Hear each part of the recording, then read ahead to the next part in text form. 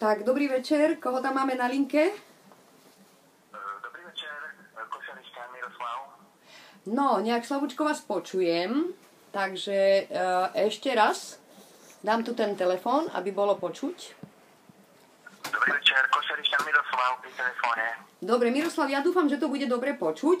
My sme tu v Bratislave, Kristina a Martin. A počúvame vás, dobre?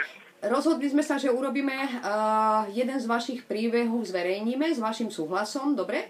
Ako to bolo vlastne s tými nebankovkami, pretože čo my robíme? My pomáhame občanom, aby mohli sa uchrániť, obrániť pred nekalými praktikami a pred nepriateľnými zmluvnými podmienkami v spotrebiteľských zmluvách.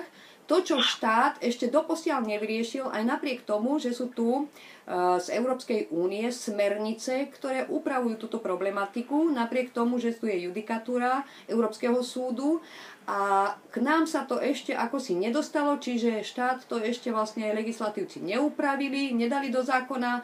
Je to na pleciach občanov a je to na pleciach sudcov, ktorí majú na stole 10 000, v podstate na súdoch 10 000 týchto prípadov a sporov, čo sa týka nebankových spoločností a sporov v podstate spotrebiteľských zmluv. Tak pán Miroslav, tak dajme si vlastne hneď si dáme vlastne ten váš príbeh. Dobre, vy ste spotrebiteľ a vy ste sa nejako k tomu dostali, že ste sa vlastne zoznámili s nejakou tou nebankovou spoločnosťou, nejako ste ju našli a nejak ste sa vlastne rozhodli aj urobiť s ňou zmluvu. Tak nám povedzte o tom veľmi v krátkosti. Tak v roku 2013 som mal mesačný príjem 350 €. No a chcel som si vylepšiť finančnú situáciu, samozrejme. Tak na internete som hľadal pôžičky, kde sú aké. A náhodou, alebo zhodou okolností som natrafil na jednu pôžičkomat.sk.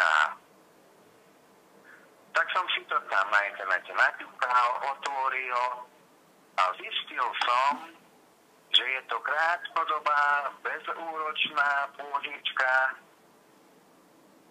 teda rýchla, bezúročná pôžička na 5 dní, 10 dní, 30 dní. A poskytovateľ je Friendly Finance Slovakia, SRO so sídlom v Košiciach a na internete majú stránku pôžičkomat.sk. Dobre, tak povedzte, že vy ste im teda tak oslovili prostredníctvom mailu, alebo ako ste ich telefonicky?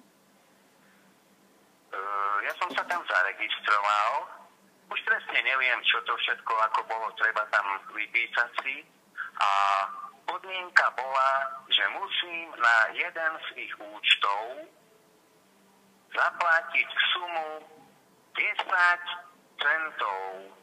Opakujem, 10 centov registračný poplatok.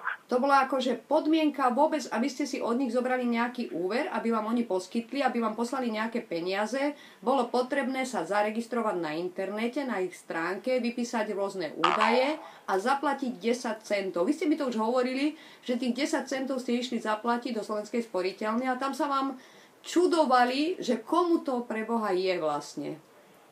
Áno. Preto som išiel do Slovenskej sporiteľne, pretože mám tam účet, kde mi aj výplata chodí, ale našiel som si aj jeden z účtov tejto nebankovky, že majú sporiteľňu. Áno. Tak aby to išlo hneď z banky do banky, bolo to hneď ten istý deň u nich. Teda dobre. Suma 10 centov. Dobre, potom čo sa stalo, keď ste zaplatili? Tak už som mal vytvorenú tu teda svoj profil pod mojím menom, adresa, zamestnávateľ a keď už bol ten poplatok zaplatený, tak som si mal vybrať výšku pôžičky a na koľko dní. Tak ja som si prvú pôžičku vybral, tuším to bolo 75 €, lebo tam je to tiež obmedzené. že nemohol som si hneď zobrať, ja neviem, 300 alebo 400 na prvýkrát.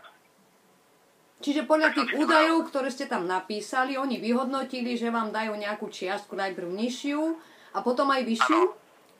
Áno. Už po niekoľkých splácaniach, keď vidia, že človek spláca, už poskytnú aj vyššiu. Dobre. Tak ja som si zobral 75 €, ale už si nepamätám na koľko dní. Dobre, nevadí. Povedzte ďalej, v podstate prišli peniaze, splatili ste niečo, ako to bolo ďalej? Takto. Vždycky mi prišli peniaze ešte v ten deň. Aha, to je dobré, že vedia ľudia, že vlastne keď si na tom internete požičajú, prídu im peniaze ten deň. A teraz mi povedzte... Podmienka tohto je, že ja keď si uvediem, že mám účet Slovenskej sporiteľni, tak oni mi to pošľú, ako by som povedal, aby som to mal ešte v ten deň, no. V poriadku. Lebo oni tam majú uvedené zo 3 alebo 4 tie účty. Dobre. Sporiteľňa, VUBčka, Poštová banka, alebo ako to je. V poriadku. A ja keď mám... Dobre, v poriadku. To chápem, ale aby sme to tak rozsiahle nehovorili, tak len povedzte mi, prosím, že oni vám tie peniaze poslali a teraz mi povedzte, že vlastne vy ste aj splácali nejaké splátky, že? Áno, od roku 2013 do konca roku 2014 som pravidelne splácal, ale posledná pôžička bola už 350 €, mal som to na 7 dní. Dobre. A povedzte mi, že vlastne všetko prebiehalo normálne, alebo vy ste sa mi zdôverili, že ste sa dostal do istých problémov? Takto. V novembri v roku 2014 som si zobral pôžičku 350 € na 7 dní, no ale nakoniec som zistil, lebo ja som mal tých pôžičiek troška už viac, že vlastne som strátil schopnosť splácať úvery. Prečo? Lebo ste mali nízku mzdu, alebo niečo sa stalo, ochoreli ste, alebo... Neviem, no možno, že som si to aj nejako porátal, vyrátal, čo ako kedy budem platiť. No, nedalo sa zaplatiť. Áno. Ja som si 2-krát platil aj predĺženie. Prvýkrát to bolo 30 €, potom tuším 22. Aha, takže vlastne aj sankciu ste mali za to, že meškáte so splátkami, áno? Toto bola sankcia, to predĺženie, hej? Nie, predĺženie to je to, že keď si zaplatím 30 €, tak mi splatnosť predĺžia o niekoľko dní. Áno, v poriadku. Takže to bolo ešte v poriadku. Dobre. Tak to bola výhoda vlastne, áno, že ste prestali mať schopnosť platiť, tak ste si zaplatili u nich určitý poplatok, 20-30 € a odložili ste si vlastne splátky, tak? Áno, ale už potom, keď bol posledný deň splatnosti, už som nemal na vyplatenie celej dlžnej čiastky. Áno.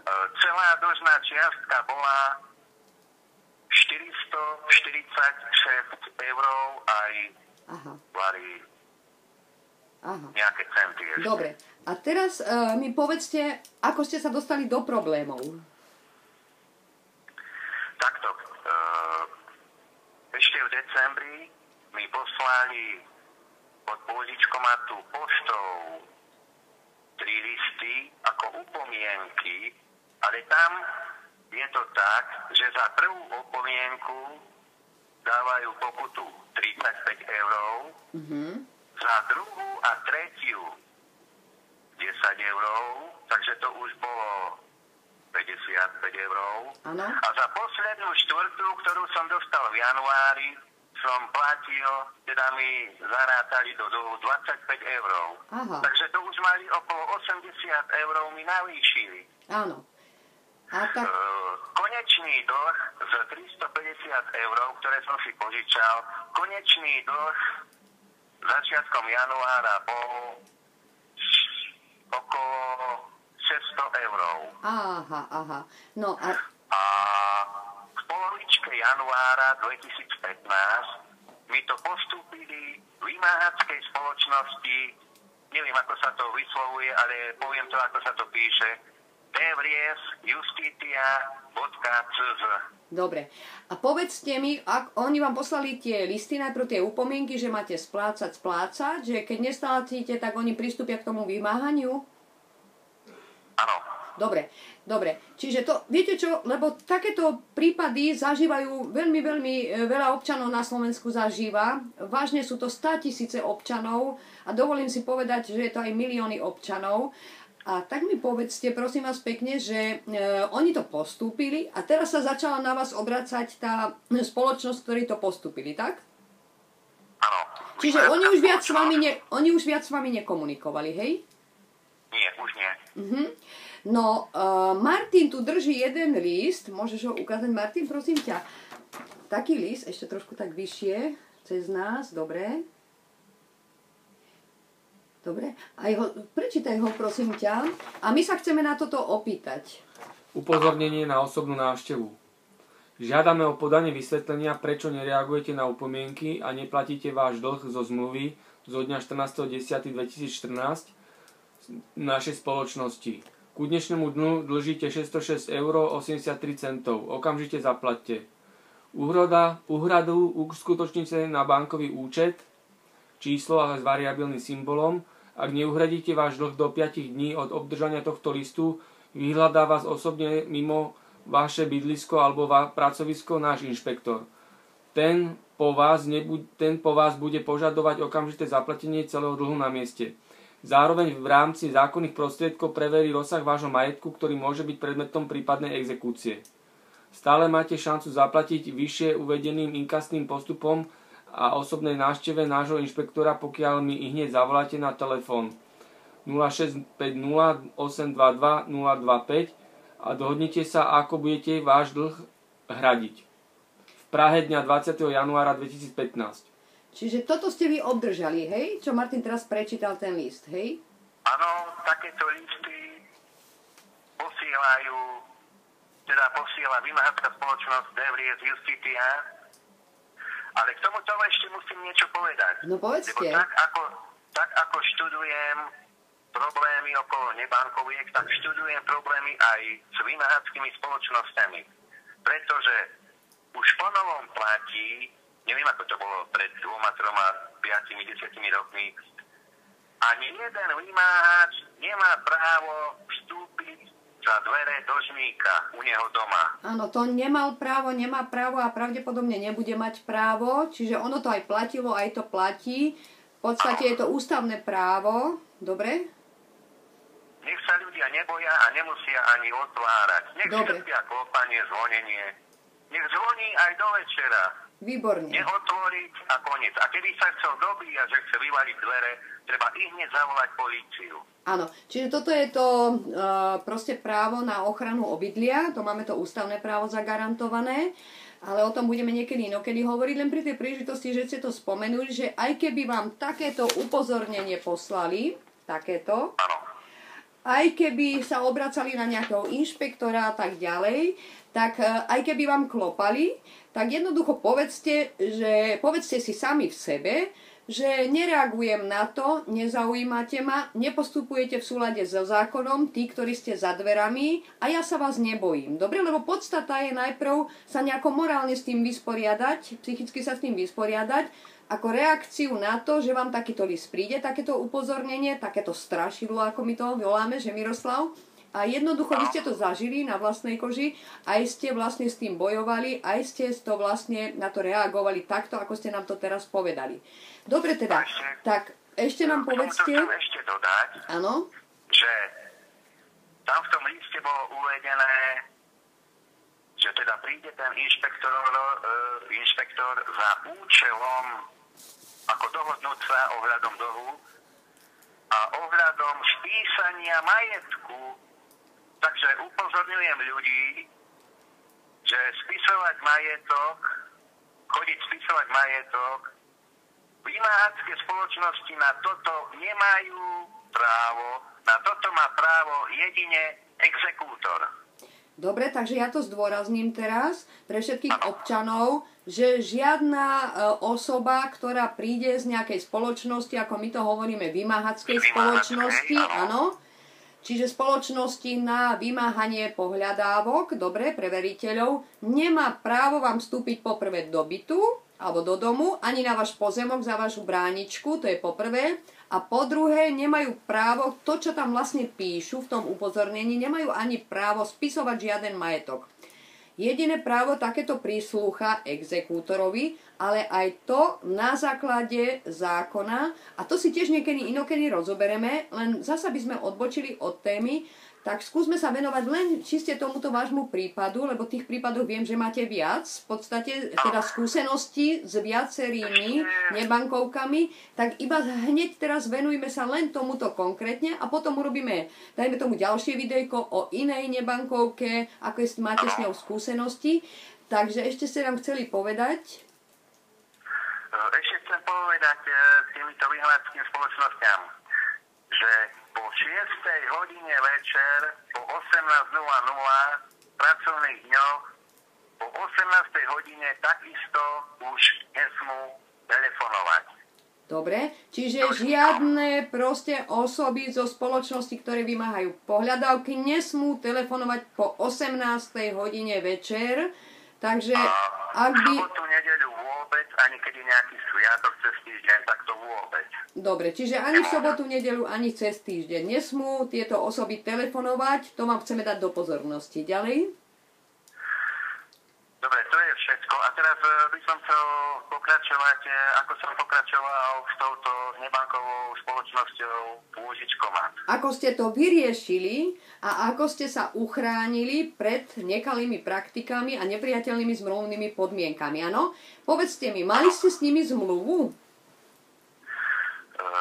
Pani Kristínka, ja keď mi prišli od nebankovky Pôžičkomat peniaze na účet, ja som tam žiadnu zmluvu nevidel.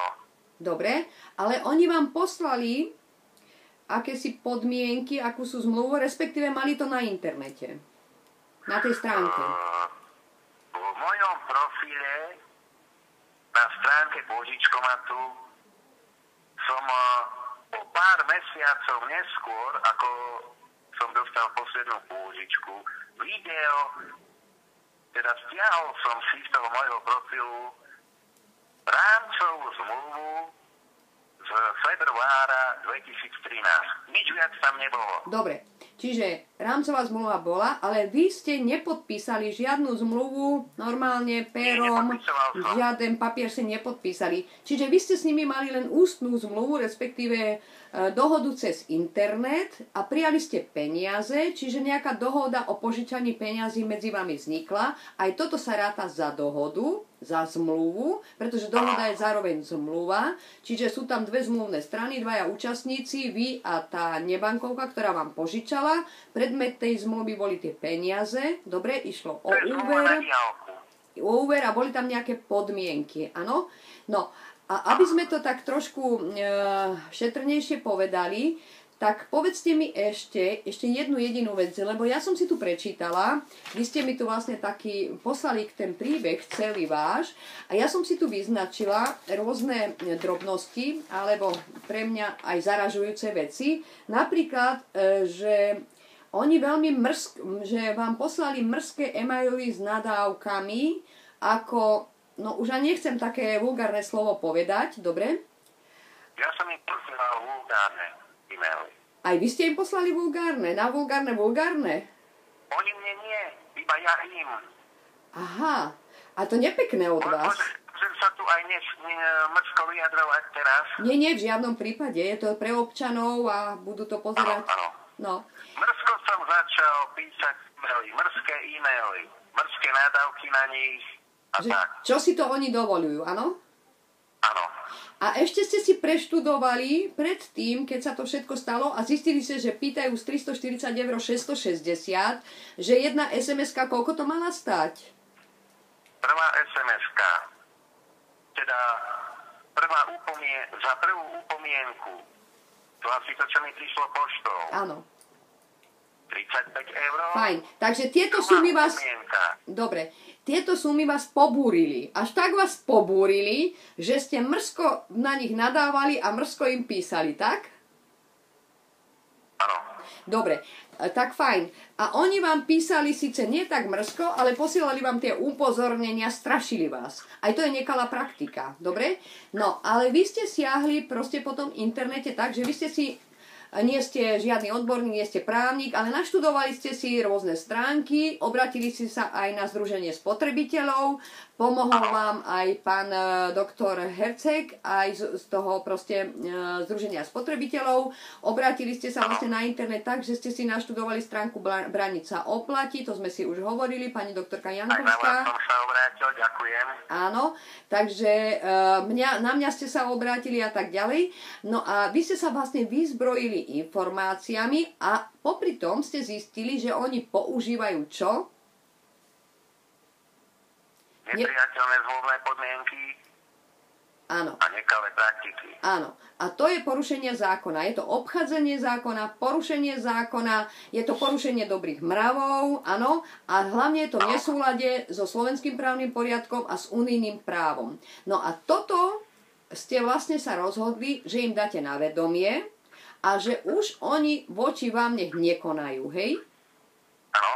A ešte ste im napísali, že podáte na nich? V vymáhateľskej spoločnosti som v priebehu na jar 2015 začal písať e-maily, že som podal na pôžičkomat, teda Friendly Finance Slovakia SRO, žalobu, ktorú som aj naozaj podal na okresnom súde u nás v Martine. Áno. Pohľadom nepriateľných zmluvných podmienok a nekalých praktík. Dobre, a ešte ste sa... A toto som stále vypisoval vymáhačom, pokiaľ oni mne vypisovali, že chcú, aby som vrátil dlh. Dobre, ale ešte ste sa obrátili na iné subjekty štátnej správy alebo verejnej správy na Slovensku. Na koho ste sa ešte obrátili? Písomne. Vy ste mi povedali, že ste sa obrátili ešte aj na... Čiže na súd? Áno. A ešte ste sa obrátili na koho? No, súd, Združenia na ochranu spotrebiteľa, Ministerstvo spravodlivosti.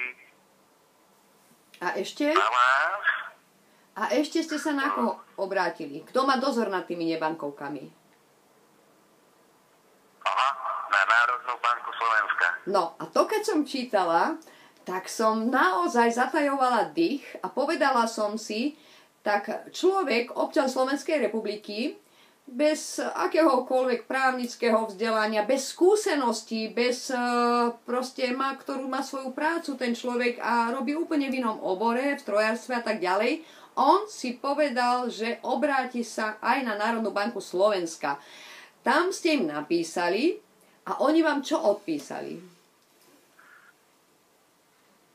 Viete čo, no bolo to asi v marci alebo v apríli tento rok a oni mi odpísali len takto, že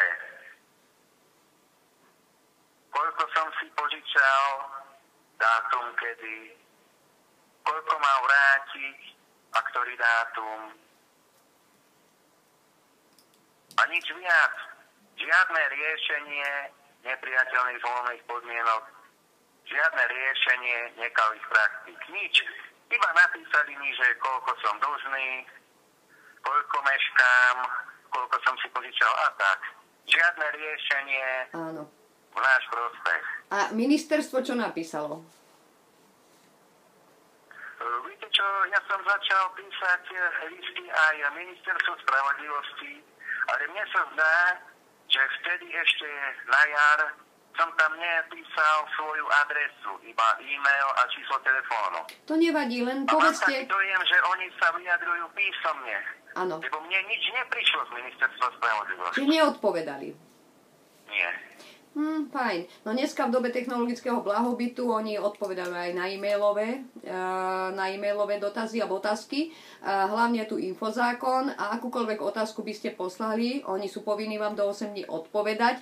A ak ste nedodržali presne tie parametre, ktoré sú v infozákone napísané, že ste v podstate, je tam nejaká forma predpísaná, tak vás mali upozorniť, viete, vážený pane, toto nám napíšte a doplnite nám vaše podanie a potom vám mali odpovedať. Dobre, takže Ministerstvo spravodlivosti neodpovedalo, Národná banka len tak odpovedala teoreticky v podstate o tom, že koľko platíte a tak ďalej.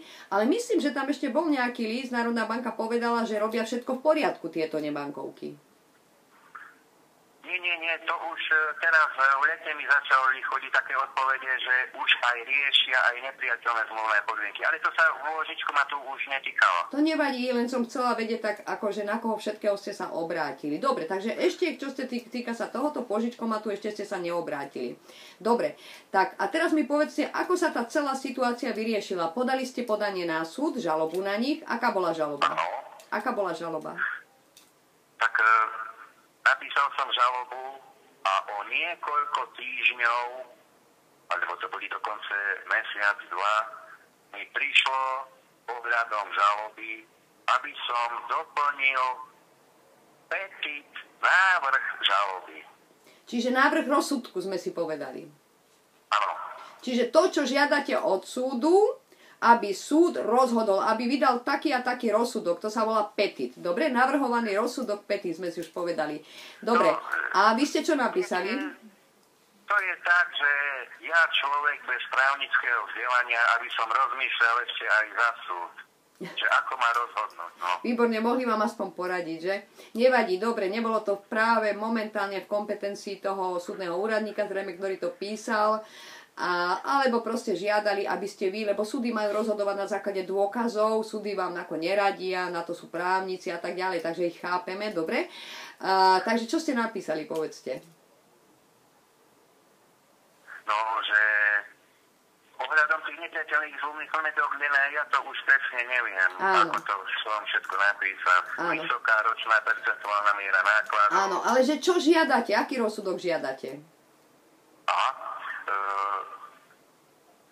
Rozsudok, aby bol, že všetky nepriateľné zmluvné podmienky, ktoré sa v zmluve nachádzajú, aby súd uznal za neplatné. Výborne, čiže tým pádom aj zmluvu neplatnú, áno? Ak tá zmluva obsahuje nepriateľné zmluvné podmienky, ona vlastne sa stáva od počiatku neplatnou. Čiže to ste žiadali a napísali. Dobre, ako to bolo ďalej? Rýchlo nám povedzte. Tak v tom čase, marec, apríl, keď som podal teda tú žalobu, tak som bol prekvapený, že taký kľud, pokoj, mesiac, 2, nič sa nedialo. Čiže nebankovka ani vymáhačské spoločnosti nereagovali, absolútne nepísali, nevolali? Nie. Super. Iba som sa im ozval, že aby mi poslali zmluvu.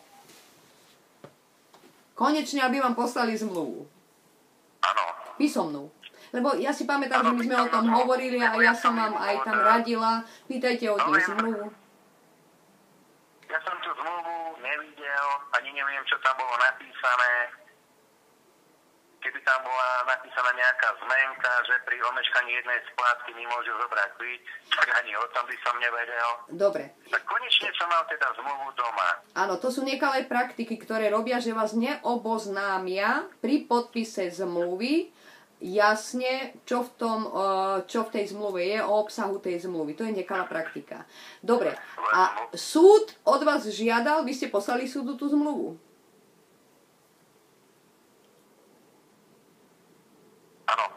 Dobre, takže povedzte nám, lebo nemáme toľko času, máme prekrátko z času, vás pekne prosím, aby ste to len zhrnuli, že čo sa vlastne stalo ďalej. Bolo to ticho, obdobie ticha? Takto. Už v mesiaci august, medzi tým som zaplatil 2-krát po 10 eur, no. Dobre. V januári a v apríli. A v mesiaci august som na Facebooku, na internete našiel zverejnenú reklamu od Pôžičkomatu. Aha. A hneď ma napadlo, idem začať písať komentáre, aby som ľudí upozornil na Pôžičkomat. Dobre. A ďalej? Martin, ty ako to vidíš? Zaujímavý príbeh? No, zaujímavý príbeh a bude mať zaujímavý koniec určite. Áno. A No. potom, keď som začal písať tie komentáre, tak som tam našiel odpoveď od človeka z Pôžičkomatu, že po niekoľko dní sa mi ozvú z Pôžičkomatu. Hovorím to tak amatérsky ľudovo. Výborne, hovorte to tak. To je v poriadku.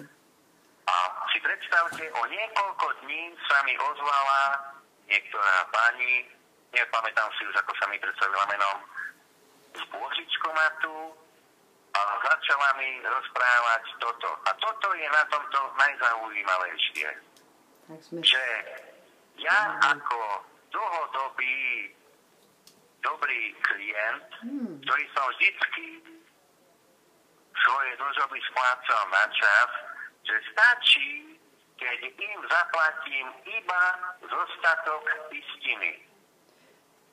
Konečný dlh bol 621 €.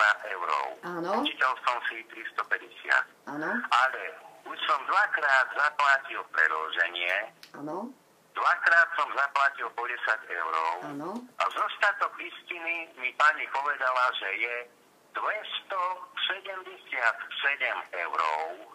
A to ste nám... veľmi milá, ústretová. Áno. Ale to ste namietol, áno? Zaplatiť sa ma pýta. Komuniku, pani, viete čo, no, není som v dobrej finančnej situácii. Ja vám môžem splácať, tak ako splácam aj kredit one, pôžičkách, čo je kredit one, po 10 € mesačne. Súhlasila, samozrejme, ústretová, všetko v poriadku, a povedala mi, že od vymáhačov stiahnu vymáhanie. Oh. A toľko bolo stresov, že mi bude hroziť exekúcia, súdy, že kedy zaplatím 621 €. A vidíte to, nakoniec po všetkých týchto stresoch a trápeniach stačí zaplatiť dostatok istiny 277 €. Áno. A 3 mesiace som už po 10 € zaplatil, takže zostáva ešte 247 47. Áno. €. Áno. No a rozuzlenie? A rozuzlenie? Keby som sa bál, zľakol, nepoznal už zákony, ako to chodí s nebankovkami. Keby som sa bál, zľakol, keby som sa zľakol slova exekúcia, súd, keby som sa zľakol vymáhačov, platím 621 €.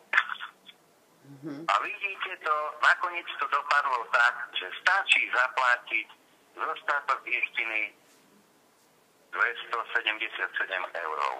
No a povedzte, ako ten súd Spravte ešte... si úsudok sami. Áno. A súd ako skončil?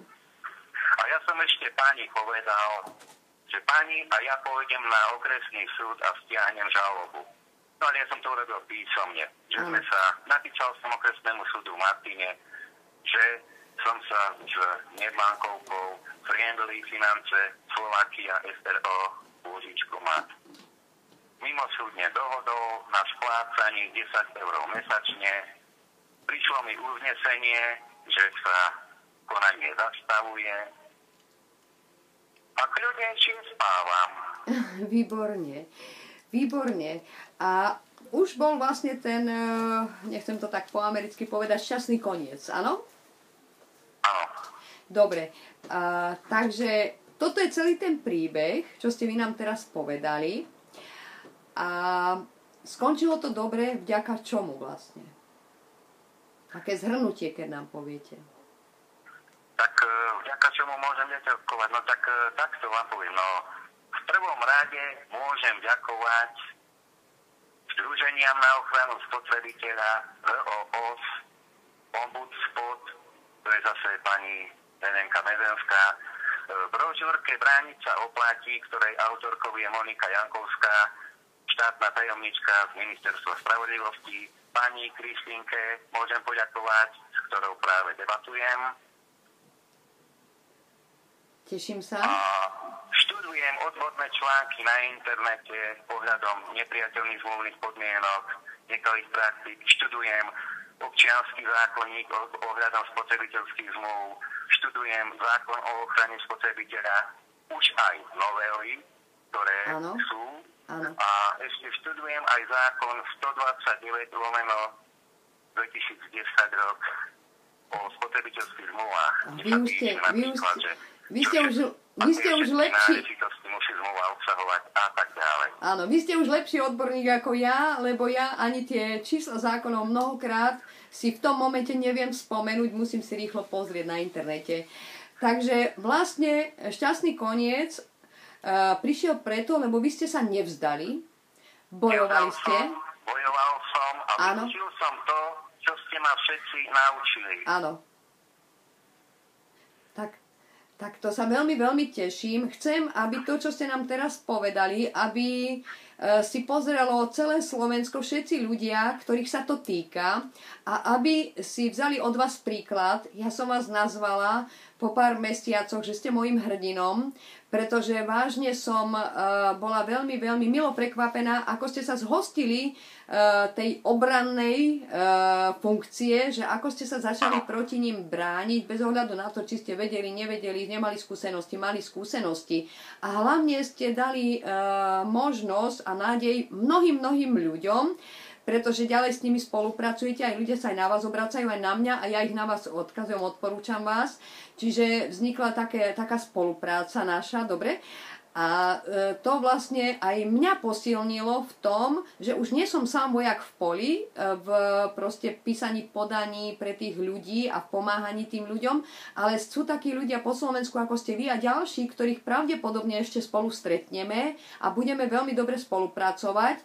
A môjim želaním je, aby sme zmenili zákon, aby sa to tak uzákonilo, ako je to v ďalších členských štátov EÚ, napríklad v Rakúsku, v Nemecku, aby sa už nestávalo, že nebankovky budú zneužívať tzv. Diery v zákone, a chcem, aby naozaj parlament, zákonodarcovia schválili také zákony, aby tieto veci sa už nestávali, aby ľudí nestrašili tie nebankovky, aby nezneužívali v podstate tú slabosť, aby nezneužívali to nešťastie, aby nezneužívali tú nevedomosť ľudí, aby nezakomponovávali tie nepriateľné zmluvné podmienky a aby v podstate nepoužívali nekalé praktiky. A teraz sa ešte na záver chcem sa s vami rozlúčiť, Miroslav, lebo my sme si povedali, že ešte kratšie by to malo byť, tento náš rozhovor, takže na budúce zrejme pri ďalšom. Takže lúčim sa s vami, Miroslav. Áno, a na budúce si môžeme povedať o ďalších nebankovkách, s ktorými som vyhral mimosúdne. Výborne, povieme si, teším sa. Takže veľmi pekne vám ďakujem. Vy hlavne pozdravte teraz všetkých a dodajte im všetkým nádej a posmelte ich. Vážení občania, všetkých vás pozdravujem.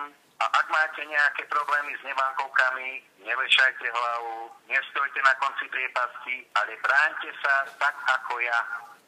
Nesmiete sa zľaknúť a bojujte. Výborne, výborne. Tak sa opatrujte, majte sa pekne, dovidenia. A zasa sme v kontakte a ďalej máme vlastne aj e-maily, máme aj stránku.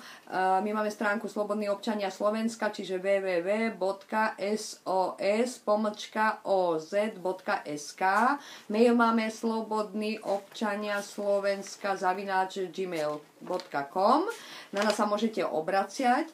Tam nájdete vlastne aj potrebné kontakty, aj na pána Miroslava. My si tak navzájom odozdávame informácie. A ešte som sa chcela Martina opýtať, pretože Martin je zasvetený do týchto vecí, ale chcela som vedieť jeho názor ako nestranného pozorovateľa, ktorý si náš príbeh, teda váš pánov Miroslava príbeh vypočul, aby si vypočul aj to, čo vlastne ja hovorím, pretože na základe tých skúseností v podstate a na základe tej práce, čo mám, ako vlastne ďalej vlastne pokračovať, ako to on vníma. Keby nám pár slov povedal, Martin, že povedz nám prosím ťa, ako ty sa na to pozrel a aký to môže mať účinok, dopad a ako to majú ľudia vlastne ponímať a čo si vlastne želáme a čo si aj ty želáš, aby tí ľudia získali. Tak ďakujem pekne za priestor. Môžem povedať, že na tomto príbehu bolo transparentne zdokumentované to, že aktívny občan, ktorý zotrváva na občianskych právach, ktoré garantuje Ústava Slovenskej republiky a príslušné právne predpisy a domáha sa svojich práv korektne a v súlade s platnou legislatívou, má vždy zaručené, že bude úspešný. A to platí vo všetkých oblastiach ľudského života, vo všetkých oblastiach našej občianskej spoločnosti. Takže patrí to medzi veci verejné aj takýto postup a je to príklad pre ostatných občanov Slovenskej republiky. Aj napriek tomu, že máme tu mnoho problémov na Slovensku, zákony, ktoré mnohokrát poškodzujú občanov a napriek tomu všetkému, ako Martin povedal, riešiť tieto veci verejné môžeme každý jeden sám, môžeme sa spojiť vlastne, aby sme ich vyriešili a hlavne musíme na tom veľa pracovať. Tak vás všetkých pozdravujeme, dovidenia a tešíme sa, že budeme znova pre vás môcť proste natočiť takéto video, ktoré vám bude nápomocné v tých postupoch, ako zvíťaziť nad nekalými praktikami a nad nepriateľnými zmluvnými podmienkami a vlastne nad bankovkami, ak sa budú voči vám správať tak, že vás budú tlačiť k niečomu, čo vy vlastne nemôžete ovplyvniť. Ak budú od vás pýtať tie vysoké úroky, tie, ako my to nazývame, úžernícke úroky, a ak tiež budú mať tie pokusy a budú vám takéto upozornenia posielať, budú chceť od vás viac a viac. Dobre? Takže tešíme sa a pozdravujeme vás. Dovidenia. Pán Miroslav, dovidenia. Dovidenia. Dovidenia. Dovidenia všetkým.